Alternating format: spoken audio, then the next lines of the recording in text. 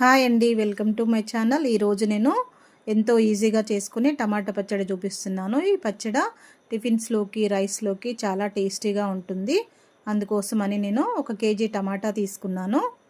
నేను చూపించిన విధంగా ఇలా చిన్న చిన్న ముక్కలు కట్ చేసేసుకొని చింతపండు వేసుకోవాలి. ఒక 50 గ్రాముల వరకు చింతపండు పడుతుంది. టమాటా ముక్కల్లో వాటర్ వస్తాయి కదా, దాంట్లో లోపలికి ప్రెస్ చేసేసి పెట్టేస్తే చింతపండు నానిపోతుంది. టమాటాలు మాత్రం తడి లేకుండా చూసుకొని కట్ చేసుకొని పెట్టుకోవాలండి.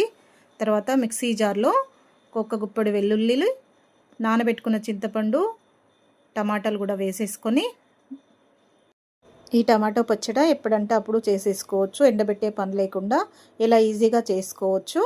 తర్వాత ఒక 1/2 గ్లాసు గల్లుప్పు, 1 గ్లాసు కారం వేసుకోవాలి.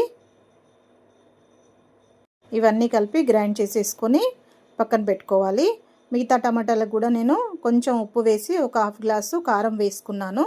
వేసుకున్న తర్వాత ఒక గిన్నెలో వేసుకొని దీన్ని కొంచెం ఒక 10 నిమిషాలు బాయిల్ చేసుకోవాలి. కొంచెం 1 గ్లాసు ఆయిల్ పోసుకొని అంటకుండా ఉంటుంది. సిమ్లో పెట్టుకొని ఒక 10 నిమిషాలు బాయిల్ చేసుకొని పక్కన పెట్టుకోవాలి.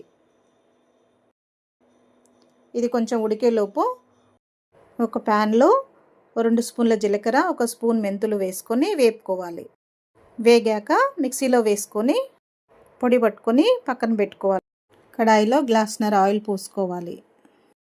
కొంచెం వేడయ్యాక ఎండుమిర్చి వేసుకున్న తర్వాత ఒక 2 స్పూన్ల ఆవాలు, 2 స్పూన్ల జీలకర్ర వేసుకొని అవి వేగాక వెల్లుల్లి కూడా వేసుకోవాలి. వెల్లుల్లి కొంచెం వేగే వరకు మీడియం ఫ్లేమ్లో పెట్టుకోవాలి. తర్వాత ఒక 4 రెమ్మల కరివేపాకు వేసుకొని వేగాక తర్వాత 1 స్పూన్ పసుపు వేసుకోవాలి.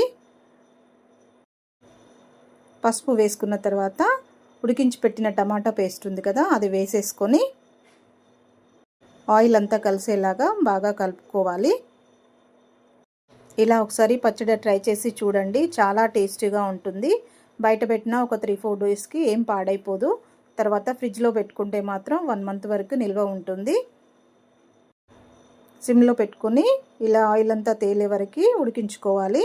తర్వాత జీలకర్ర మెంతుల పొడి ఉంది కదా, అది వేసేసుకొని బాగా కలుపుకుంటే పచ్చడి రెడీ అయిపోయినట్టే. సాల్ట్ ఏమైనా తక్కువ ఉంటే వేసుకోవచ్చు. ఇలా ట్రై చేసి ఎలా ఉందో కామెంట్ చేయండి. పచ్చడి మాత్రం చాలా టేస్టీగా ఉంటుంది. అందరూ సబ్స్క్రైబ్ చేసుకోవడం మాత్రం మర్చిపోవద్దు. లైక్ చేయండి, షేర్ చేయండి. థ్యాంక్ యూ అండి అందరికీ వాచ్ చేసినందుకు.